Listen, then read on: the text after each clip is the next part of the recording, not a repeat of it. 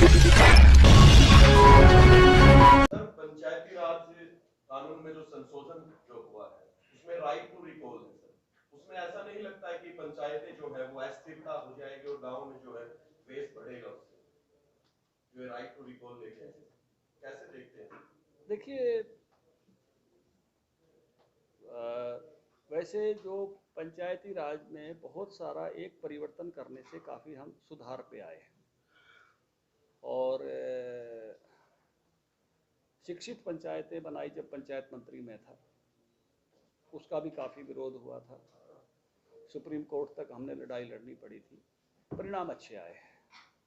और अगर पिछले आप कुछ पंचायतों के ऐसे आप आंकड़े करके एक अध्ययन आप लोगों को करना चाहिए कि पहले पंचायतों में कितने झगड़े या सरपंचों के मर्डर होते थे। उसमें सर 10-15 साल लग जाते हैं सद्भावना स्थापित होने में, ऐसे में हर साल जो है। और अब इन 5 सालों में वो संख्या कितनी कम रही। शिक्षित होने से जैसे बहनें थी वो 33 से 43% आ गई थी।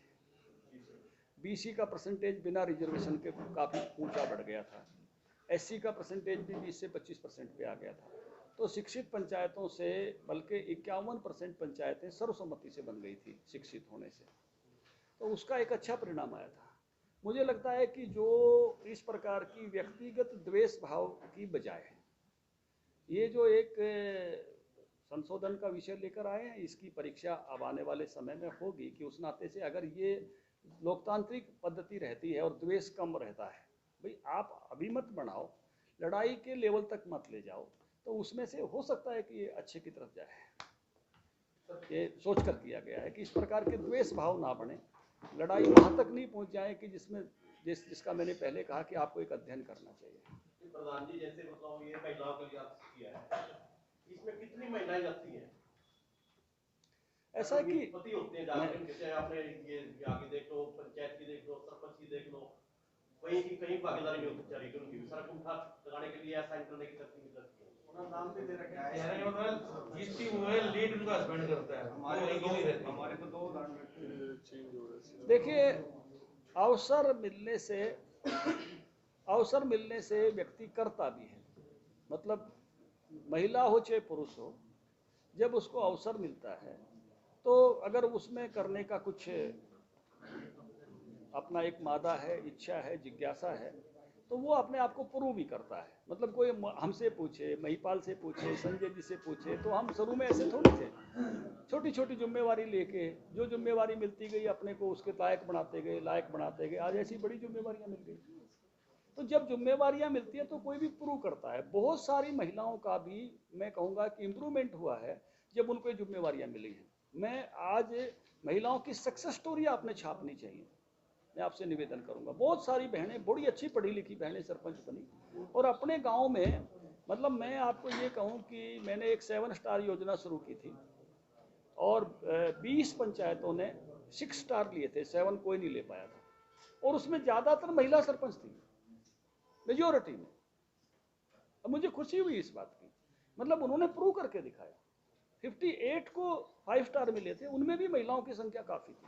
तो इस नाते से जिस लगन से जहाँ भी, जैसे एजुकेशन में पहले मौका नहीं था, एजुकेशन में बहनों को मौका मिलना शुरू हुआ, आज वो बेटों से ज़्यादा नंबर लेती हैं बेटियाँ। तो बहुत सारे फील्ड जो भी अवसर खोले गए, खुले हुए अवसरों में उन्होंने अपने आप को प्रूव किया है। तो इसमें भी मुझे लगता है कि प्रूव करेंगे। एक बहुत खुशी मुझे बात उस समय हुई थी कि बहुत बड़ी संख्या में बेटियों को लोगों ने सरपंच बनाया था। 333 शायद संख्या थी, नहीं तो कभी बेटियों को सरपंच नहीं बनाते थे हमारे गांव में। पढ़ी लिखी की शर्त आ गई थी और कोई घर में पढ़ा लिखा था नहीं, तो बेटी के सर पे आईएएस बना लेते थे, बेटी को सरपंच नहीं बनाते थे। सरपंची की पगड़ी रखी, एक अवसर आया तो अवसर मिला, उस नाते से काम किया। तो मुझे लगता है कि एक अवसर मिला है और बहनें अपने आप को प्रूव करेंगी और आप में भी उनकी सक्सेस स्टोरी बतानी चाहिए। राइट टू रिकॉल की बात चल रही धनखड़ साहब, अभी हाल ही में बयान आया है वीरेंद्र सिंह हुड्डा का, उन्होंने कहा कि सांसद और विधायकों पर इसको पहले क्यों नहीं लागू किया जाता, पंचायत पर ही करप्शन को रोक लिया। देखिए, उसमें विधायक और सांसदों का निर्णय केंद्र के द्वारा होता है, संसद के द्वारा होता है। और पंचायती राज संस्थाओं का स्थानीय स्वशासन का निर्णय विधानसभा में हो सकता है। तो जो अपनी लिमिट में है वो उन्होंने किया है, वो इनकी लिमिट में नहीं है। जब देश का विषय बनेगा तो वो देश में तय होगा। हालांकि बहुत समय से ये बात उठती रही है, नहीं उठी ऐसा नहीं, काफी समय से ये बात उठती रही है। देश प्रदेश के अंदर आपराधिक घटनाएं बहुत बढ़ रही हैं और सरकार अंकुश लगाने में फेलियर साबित हो रही है, तो उस पर क्या कहें? इस कदर शराब माफिया सक्रिय है पूरे हरियाणा में जिसका अंदाजा नहीं कर सकते। ये बहुत ही पीछे कुछ जो दुखद घटना हुई है, बहुत सारे लोग ऐसी जहरीली शराब पीकर जो गए हैं, सरकार को भी उतनी ही वेदना है, पूरी संजीदगी के साथ इस काम में लगे हुए हैं कि ऐसे कोई भी अपराधी बख्शा नहीं जाए। और मैं कहूँगा कि घटना बहुत वेदना देने वाली है ऐसे सब मौके पर, और पूरी मुस्तैदी के साथ सरकार लगी हुई है कि इस प्रकार की जो ये दुखद घटना हुई है, किस प्रकार से आगे कोई इस प्रकार की घटना नहीं हो और ऐसे अपराधियों को कड़ी से कड़ी सजा मिले। ये 2-3 विषय ऐसे हैं। ये विषय जो हुआ, एक लव जिहाद वाला विषय भी ऐसा है कि बहुत सारी घटनाएं इन दिनों में ध्यान में आई हैं। निकिता तोमर का जिस प्रकार से निर्ममता से मर्डर हुआ है, वो बलिदानी है लव जिहाद की है। और ऐसे सारे पर भी सरकार का ऐसी राय बन रही है कि कोई सख्त कानून इस प्रकार का लाया जाए।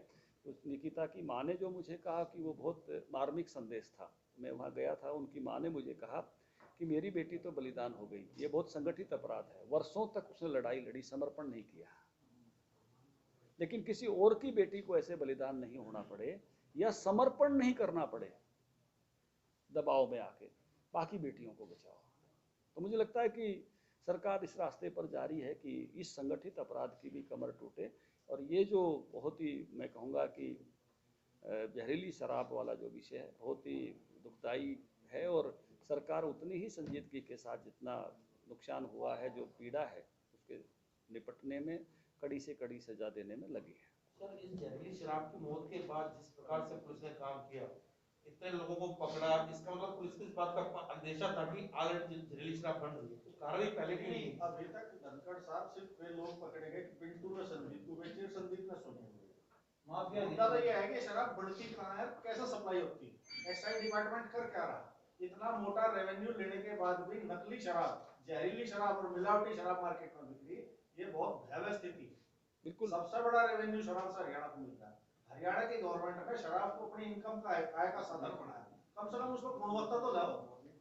देखिए, आदमी की हिम्मत नहीं है शराब के ठेके पे जाकर आदमी ये कह रहा है कि इसकी रसीद दे दे मुझे, इस तरह के माफिया शराब के ठेके पे बैठे। एक गोदाम में परमिट तो है 10 लाख बोतल का, वहां पड़ी है 20-20 लाख बोतल। आखिर सिक्किम से स्मगलिंग होकर शराब पानीपत तक आ जाती है, 8 स्टेट बैठी, बताओ बीच में क्या कर रही है? निश्चित रूप से ये जो घटना के बाद मुझे लगता है कि जितनी भी अनियमितताएं हैं, बिल्कुल आपने जो बात कही है उसी प्रकार का रोष हम सबके मन में है, और इसको नियमित करना ये बहुत ही, और इसकी शुद्धता वाले विषय की बिल्कुल मैं कहूँगा कि उसमें ट्रांसपेरेंसी आए, पूरी पारदर्शिता के साथ ये हो, और ऐसी सारी की सारी कोई भटियाँ हैं या कहीं से भी इस प्रकार की अगर आ रही है बाहर से, उस सारे पर किस प्रकार से कठोर से कठोर कदम उठाते हुए उसको बंद किया जाए, इस समय की ज़रूरत है। सरकार की संजीदगी उसी लेवल की है। Thank you. मीडिया के साथ भी यही करते हैं जब